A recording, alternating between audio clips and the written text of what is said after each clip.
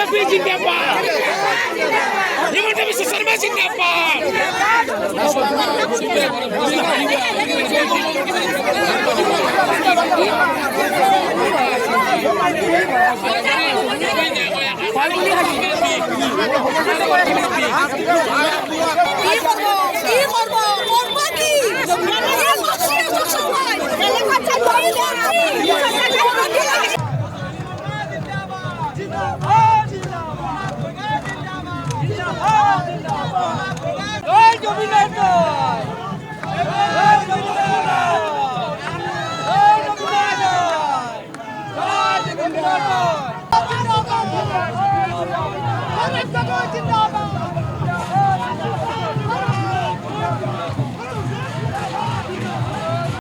আমি গোটেই সমষ্টিতে আমাৰ ঘৰে ঘৰে আমি প্ৰচাৰ কাৰ্য চলাই আছোঁ।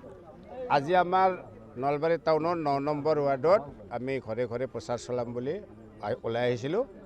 কিন্তু আমি এটা গলিত প্ৰচাৰ কৰাৰ পিছতে চাৰিওফালৰ পৰা বান্দৰ বাহিনীৰ দৰে আগুৰি ধৰিলে আমাক, আৰু দেখিলোঁ তাত ভোটাৰ কম, মানে নন ভোটাৰ যিবোৰ সৰু ল'ৰা ছোৱালীবিলাকক আগত লৈ শিখণ্ডিৰ দৰে এটা জাল, শিখণ্ডিক যেনেকৈ ঢাল কৰি পেলাই ভীষ্মক হত্যা কৰিছিল, ঠিক তেনেকৈ শিখণ্ডিৰ দৰে কিছুমান ভোট নোহোৱা ল'ৰা ছোৱালীক আনি আগত দি কেইজনমান ঠিকাদাৰ বুলিয়ে মই ক'লোঁ, তেওঁলোক জয়ন্তমল্ল বৰুৱাৰ মানে চামচা হয়।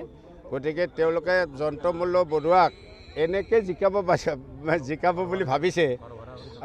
গতিকে এইবিলাক কথাত আমি অত্যন্ত মৰ্মাহত হৈছোঁ যে আমিবিলাকে এই ল'ৰাবিলাকৰ লগতে ডাঙৰ হৈছোঁ। গতিকে এই ল'ৰাবিলাকৰ লগত আমি আৰু কাজিয়াত যাব নোখোজোঁ, কাৰণ আমি ইলেকশ্যন ইতিমধ্যে আমি জিকিম। এইটো গম পাইছে সকলোৱে যে আমাৰ নলবাৰী সমষ্টিত আমাৰ কংগ্ৰেছৰ 3টা প্ৰাৰ্থীয়ে জিকিব, অগ্ৰগতি লাভ কৰি আছে। গতিকে এই সময়ত তেওঁলোক হতাশাত ভুগিছে, হতাশাত ভুগি এনে তেওঁলোকৰ নেতাটো আৰু গৰুচুৰ জয়ন্তমল্ল বৰুৱা। গতিকে তেওঁৰ যেতিয়া নিকৃষ্টতম গৰুচুৰতে আছে, তেওঁ আৰু মানুহক বাধা দি অগণতান্ত্ৰিক প্ৰক্ৰিয়া চলোৱাতনো কি টান কথা। গতিকে তেওঁ এই মেলি দিছে এইবিলাক গুণ্ডা বাহিনী যে তাৰ মানে কংগ্ৰেছক প্ৰচাৰ চলাব নিদিবি। ইতিমধ্যে মানুহৰ হৃদয়ত কংগ্ৰেছৰ হাতখন অংকিত হৈছে। মানুহে এই সোণপুৰত বাধা দিছে নহয়। মই ক'লোঁ চাব, কাউণ্টিঙৰ সময়ত 9 নম্বৰ বুথত চাব আমিয়ে বেছি ভোট পাইছোঁ। তাৰমানে যিবিলাক অসহায়, যিবিলাক দুখীয়া মানুহ, এহেঁতৰ লগত পাল্লা দিব নোৱাৰে। গতিকে সেইবিলাক মানুহে মনে মনে সংকল্প লৈছে যে আমি হাততে ভোট দিম। আছে আজি আমি 9 নম্বৰ ৱাৰ্ডত আমি ঘৰে ঘৰে প্ৰচাৰ কাৰ্য চলাবলৈ আহিছিলোঁ, আৰু আহোঁতে এটা অপ্ৰীতিকৰ ঘটনা হ'ল, যিটো গণতন্ত্ৰক হত্যা কৰাৰ এটা নিকৃষ্ট উদাহৰণ। মই ভাবি নাপাওঁ এই নীতিনিষ্ঠ বুলি দাবী কৰি ফুৰা দলটোৱে কেইজনমান মানুহক লৈ আমাৰ প্ৰচাৰ কাৰ্যত বাধা দিছে। মানে অতি আচৰিত হওঁ, গণতন্ত্ৰত এনেকুৱা পৰম্পৰাটো আগতে কেতিয়াও নাছিল। এইটো বিজেপি নেতৃত্বাধীন চৰকাৰ অহাৰ পৰাহে এইবিলাক হৈছে।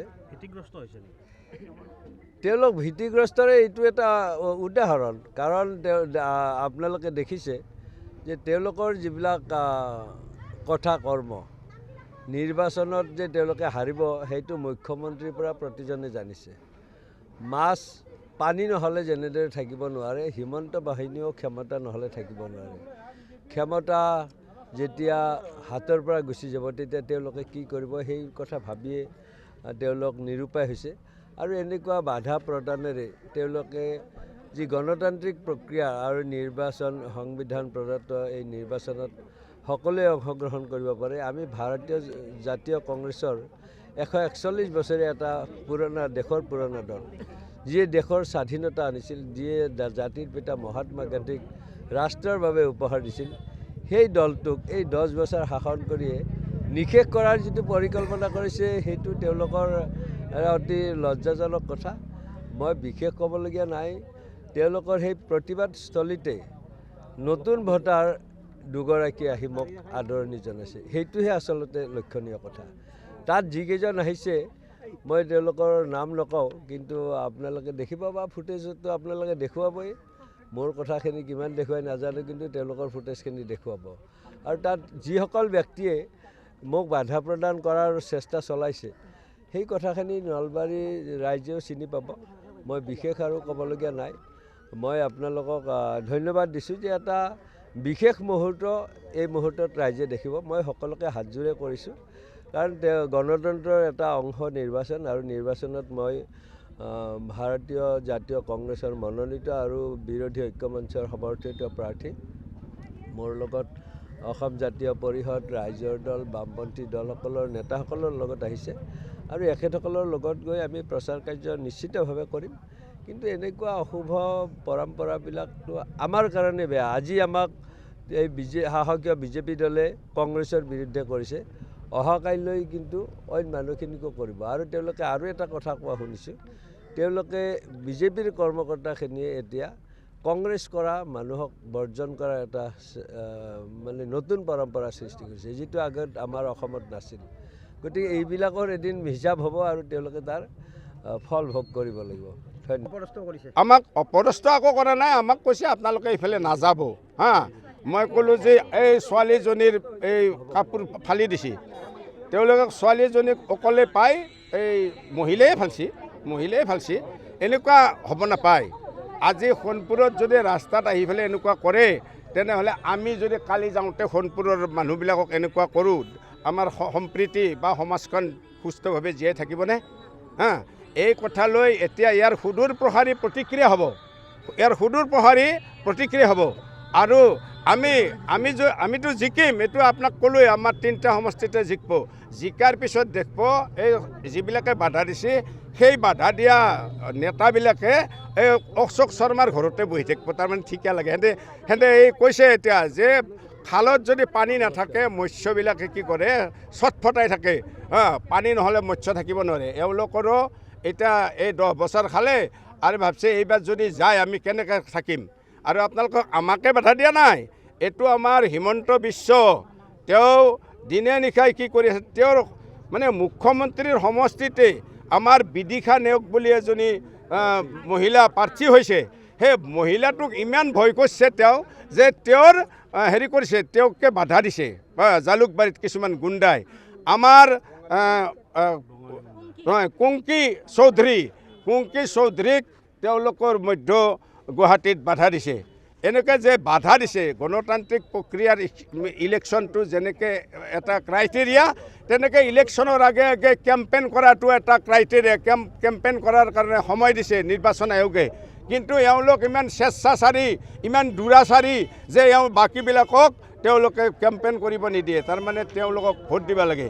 আৰু এতিয়াতো মোবাইলে আৰু চব মহিলাবিলাকক মাতি নি 500 টকা দিছে, মহিলাবিলাকক মাতি নি এই যিবিলাক আমাৰ কণ্ট্ৰল দোকান 5000 টকা দিছে, এই আশা কৰ্মীক 5000 টকা দিছে, অংগনবাদী কৰ্মীক 5000 টকা দিছে, সহায়িকাক 5000 টকা দিছে, আৰু যিমান মহিলাক মাতি নি আছে 3000 টকা। আৰু তেওঁৰ এই সাংগ পাংগ যিবিলাক আছে পালি নেতা, সেইবিলাকে মনাত তামোল পাণ লৈ, মানে ঘৰে ঘৰে তামোল পাণ লৈ আঁঠুকাৰি সেৱা কৰিছে যে আমাৰ জয়ন্ত মল্ল গৰুচৰক ভোট দিব লাগে। গতিকে জয়ন্ত মল্ল গৰুচৰক ভোট দিব লাগে, এইটো প্ৰথা আগতে আছিল নেকি যে নিৰ্বাচনত এইটো বিয়াত মাতাহে কথা আছিল, যে তামোল পাণ দি বিয়াত মাতে। আমাৰ এতিয়া নিৰ্বাচনত ভোটৰ আশাত তামোল পাণ আৰু 100 টকা দি গামছা এখন দি আঁঠুকাৰি সেৱা কৰে পালি নেতাবিলাকে। তাৰমানে বুজি পাইছে যে ভোট আমাৰ পক্ষত নাই। এই তামোল পাণ দি পেলাই কিবাকৈ 2-4টা সংগ্ৰহ কৰিলে আৰু হ'ব। গতিকে আপোনালোকক মই ক'লোঁ, এই ভ্ৰষ্টাচাৰী আগতে এটা গৌৰৱ গগৈকে আজি 8 বছৰ ধৰি পাকিস্তানৰ এজেণ্ট বুলি কৈ আছিল। এই পাকিস্তানৰ এজেণ্ট পাছত সদায় সেইটো ৰাতিপুৱাৰ পৰা ৰাতিলৈকে সেইটোৱে সেইখানে কৈ থাকে। এতিয়া যেতিয়া তেওঁ ৰাইজৰ হেৰিত বাধ্য হৈ পেলাই SIT গঠন কৰিলাক, SIT নুকুনি তেওঁৰে বহুতীয়া কিছুমান পুলিচক লৈ SIT কৰিলে। SIT ৰিপৰ্ট দিলে, ৰিপৰ্ট দিয়াৰ পিছত কি হ'ল, তেওঁতো ক্লিন চিট পালে যে SITত আকৌ তেওঁ হেৰি উলিয়াব নোৱাৰিলে। গতিকে এটা গগৈৰ ভয়তে ইমান তেওঁ থৰকাচুটি হৰাই আছিল। এতিয়া 3টা গগৈ লগ লাগছি, লুৰিণজ্যোতি গগৈ, অখিল গগৈ, গৌৰৱ গগৈ, 3টা গগৈ যেতিয়া লগ লাগিল, এনাক লগ লাগবাক লাগি দিয়া নাছিল, ভিতৰে চেষ্টা কৰি আছিল। কিন্তু তিনিওটাই লগ লগাৰ পিছত একেবাৰে বলিয়াৰ দৰে হৈ গৈছে যে আমি হাৰাটো খাটাং, উজনিটো উচ্চন হৈ গৈছে। এক পৰহিৰ পেপাৰত লেখছি কিছুমান নিৰ্ভীক সাংবাদিকে যে উজনি আৰু উত্তৰ অসমত 43টা সিটৰ ভিতৰত 33টা ইতিমধ্যে বিৰোধী ঐক্যমঞ্চই পাব সেইটো কথা নামনিতো আজি ধুবুৰী গোৱালপাৰাত তাতো আমাৰ 32টা আসন পাব গতিকে 30টা আৰু 32টা 62টা হ'লে আমি চৰকাৰ কৰিব পাৰোঁ আৰু আমাৰ এতেও আমাৰ 3টা জিতব আৰু আমাৰ হেৰিত বজালিতো আমাৰ প্ৰাৰ্থী আছে তেওঁ জিতব গতিকে আমাৰ চৰকাৰ কৰিব পৰাকৈ আমাৰ সম্বল হৈছে আমি সেইকাৰণে যুদ্ধত যাব খোজা নাই আৰু বাধা দিলেও কথা নাই সোণপুৰত যিবিলাক আমাৰ কংগ্ৰেছী মানুহ আছে ভাল পোৱা মানুহ আছে সোণপুৰৰ এতিয়াও আমাৰ লগত 20 জন মানুহ আছে গতিকে এই পৰিয়ালবিলাকে আমাক ভোট দিব আমাৰ প্ৰাৰ্থী জয় হ'ব আমাৰ এখন চৰকাৰ হ'ব আৰু মই ৰাইজক এই আপোনালোকৰ চেনেলৰ জৰিয়তে অনুৰোধ জনাইছোঁ সকলোৱে এই দুষ্কৃতিকাৰীৰ বিৰুদ্ধে এই দুৰাচাৰীৰ বিৰুদ্ধে এই সিন্ডিকেট ৰাজৰ বিৰুদ্ধে আমাক ভোট দিব আৰু ভোট দিয়াৰ কাৰণে প্ৰাৰ্থনা জনাই মোৰ বক্তব্য